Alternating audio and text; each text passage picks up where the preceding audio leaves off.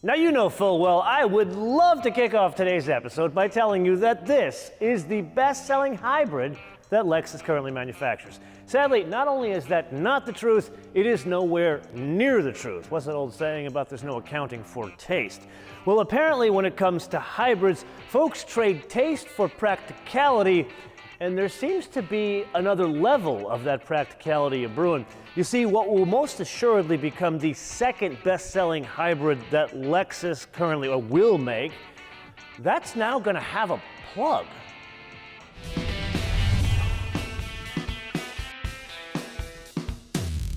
Now, before you and I get too far into the weeds, I do need to provide you with the following disclaimer. There are 4 different flavors of 2022 Lexus NX on offer. There is a gas without a turbocharger, a gas with a turbocharger, a hybrid without a plug, and a hybrid with a plug, being this is going to be our first foray into the world of the 2022 Lexus NX. I figured we'd start at the top and go for the one with the plug. So what is the propulsion system that is attached to that plug? Here, you will not be surprised to learn a 2.5 4-cylinder gasoline engine without a turbocharger runs on an Atkinson cycle that has a couple of electric motors strapped to it. We will talk more about those electric motors a bit later.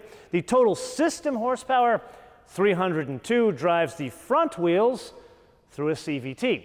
However, all of the hybrids with a plug will be all-wheel drive. The catch is there is no drive shaft between the gasoline engine and the rear wheels. Instead, there is an electric motor very similar to that Venza we drove about a year and a half ago. And there it's for 2 reasons. There's the efficiency, but it's also packaging to allow more space for storage, and of course the battery that sits underneath the rear seat. There, it's an 18 kilowatt-hour battery, and unlike the RAV4 hybrid without a plug, it's not nickel metal hydride. Instead, it's lithium ion. There are 2 different charging options on offer. There's the cheapskate route, meaning the free route, 3.3 kilowatt charger. Then there is an option for a 6.6 kilowatt charger. Then there's the mission of the vehicle. Here there's 3. There's towing, there's full EV driving because it is a plug-in hybrid, and then there's the hybrid mode, meaning MPG. Could be MPGe as well as regular MPG. Can't really give you much in terms of those last 2 because the vehicle, as of the time of this shooting, hasn't been tested by the US EPA. However, the manufacturer says the full EV driving range is 36, and there you and I will not be surprised to hear that because we kind of drove something similar already. But towing, well, it's not a Ford pickup with a diesel engine, but it does do 2,000 pounds of towing. Then, somewhat unexpected, performance figures. And here, I need to start with the performance figures of the most basic one with a gas engine without the turbocharger with an automatic. That is 8.6 seconds to 60. Not good. However, the one that is the heaviest with all the stuff in it and 2 propulsion systems, 0 to 60, 6 seconds. Okay, so once again, back out on the road. But this time as a proud Arizona State Sun Devil. May I say welcome to stunning Cave Creek, Arizona. Preamble aside, 4,475 pounds, or depending on how you express your weights and measures, 2,030 kilograms. That is about 400, actually more than 400 pounds more than if this were an NX without 2 propulsion systems. With that, hybrid mode, foot to the floor, and we got a bit of, wow, this thing holy crap. Okay, so I kind of handicapped this thing to go up a hill. This is quick. I am surprised. I expected an NX not to do that. But then again, Lexus doesn't want you to know this, but this really is the same thing as a Toyota RAV4 Prime, and they kind of bill that as a fast vehicle. But the way this thing delivers power, there really isn't an engine speed where there's an on-off switch like we get in other hybrids or ICE-only vehicles. It does behave like an EV where there's almost instantaneous torque. But with that, let's try this again by coming to a complete stop and change the mode. Now, there's something interesting about this plug-in hybrid. Toyota has never had like a hold mode like Porsche does, where you can select, I want EV or I want ICE, and the main reason they do that, German hybrids, they're more about tax schemes, getting around congestion charges, where these are more about fuel economy, at least by design from the bean counter type people. So here they've added that, and the idea when I first started was to switch on the hold, so we used both propulsion systems. But here I'm going to go back to EV mode. Now that that's sorted, once again another handicap with a steep incline. I'm not going to go completely full taps, because that's going to get us into gas mode. We want to understand how it delivers power in full EV mode, and here it works kind of like any other EV, more on like if you were to look at a spectrum, the way power is delivered. There's like a Tesla Performance or a Taycan over here, and you got like a Volkswagen ID4 over here. I would argue this is somewhere closer to the ID4. It's more of a comfort scenario. This is not something you would bill as delivering power, much like a Supra, as they did with that RAV4 Prime. You may not remember it, but it was the Toyota RAV4 Prime episode where I introduced an entirely new segment called Things That Piss Me Off. Today, we're going to talk about complicating things or overcomplicating things, a very Germanic trait that has found its way to something that should be very reliable. Exhibit A door handle. This should just be a handle, kind of like you have in your house to open up a door, but here it doesn't move. You put your hand here and nothing goes anywhere. There's a button behind here.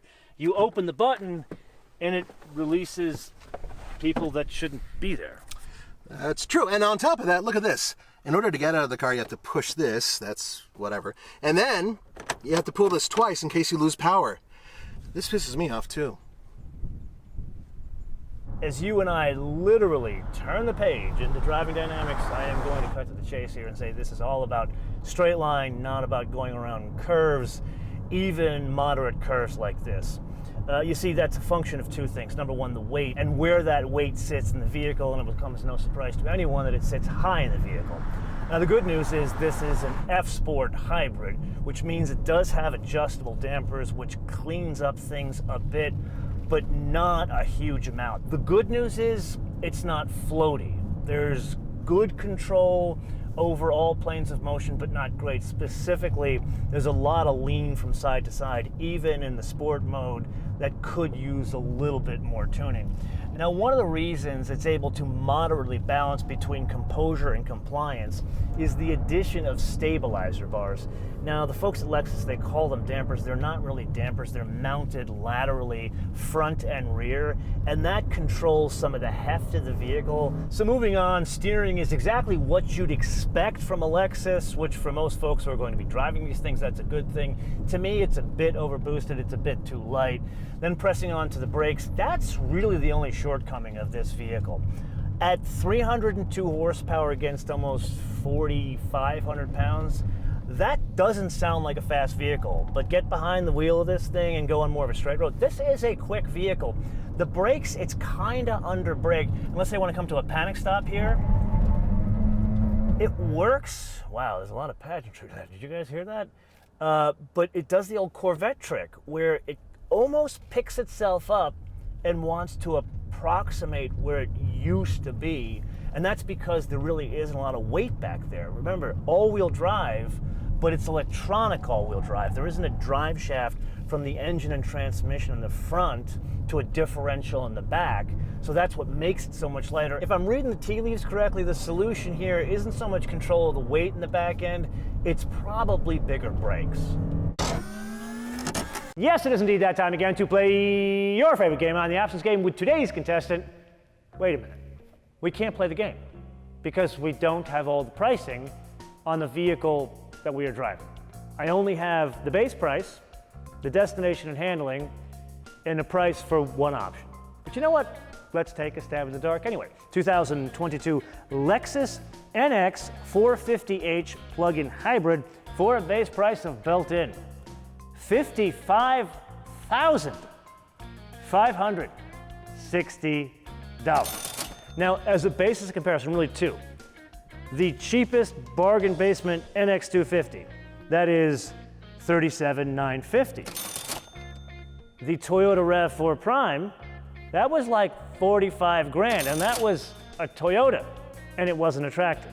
Anyway, let's press on to the paint. The ultrasonic mica blue 2.0 looks stunning in this vehicle. Everybody wanted to drive this car. I'm pretty certain it's so stunning that Lexus will charge you extra. I just don't know how much. Then there's a premium package on this vehicle. That's the size of the screen, that kind of stuff. Again, I don't know how much that's going to be. But I do know how much what is most likely going to be the most expensive option, and that is the F-Sport package. Yes, on a hybrid. Adjustable dampers, bigger wheels, some changes in terms of color and trim, as well as the bumper in the front, so it looks a bit more sporty.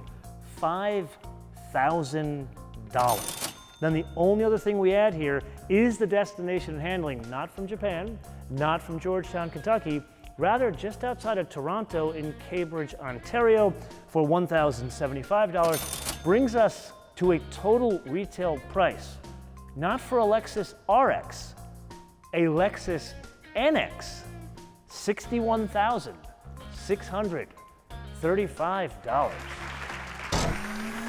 Now, you guys may remember in our recent Toyota Tundra episode, we covered a huge paradigm shift in the Toyota Lexus universe, and that is a totally new UX system. And that's being simultaneously debuted in the Toyota Tundra on the Toyota side and this NX on the Lexus side. And the news here is this is a system that is contextually based. There is no main home screen. I did a deep dive on this in our Toyota Tundra episode, so go ahead and check that out. I'm also going to do a deep dive in the companion episode to this, which will be the NX350. That's the one with a 2.4 turbo. We'll spend some more time going into this UX. But some things you need to know in this vehicle. This one's equipped with a couple of different packages. So it has a 10-inch head-up display.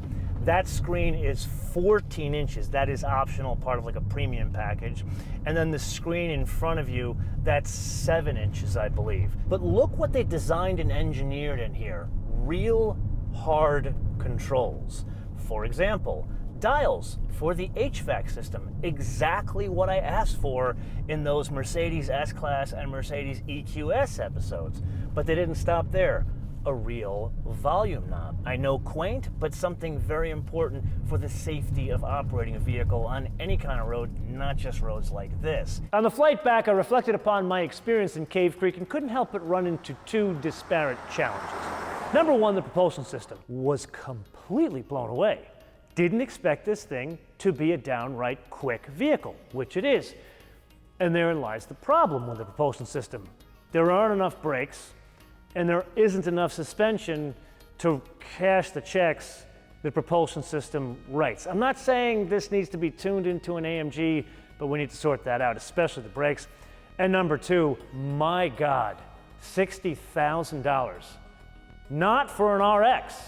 Like, one can get a really nicely equipped RX, bigger, the best-selling Lexus they make today for the same amount of money. I understand this one has a plug. It's more techno, it's cool looking, I guess for a baby buggy. But wow, that's a lot of money, which brings us to the wish list. And here, you know what I'm gonna say. Better brakes, better suspension, especially on the F-Sport. Because you sort that out, you have a completely different, and I would argue, much more competitive vehicle. But this is one man's opinion, and this is where I turn the episode around to you guys to opine in the comments below, or via our social media, MotoManTV all one word, MotoManTV all one word, Facebook, Twitter, and Instagram. And with that, I would like to once again humbly request your help with the algorithm. What does that mean? Yes, clicking like. Yes, subscribe, notifications, but more importantly, sharing these episodes with all your friends on all your socials. Until I see you in the next episode, which I believe is going to be back in Cave Creek, Arizona. Maybe not the next one, but the one after that for, you guessed it, another NX. But this one, no second propulsion system. Until I see you in that episode, bis später.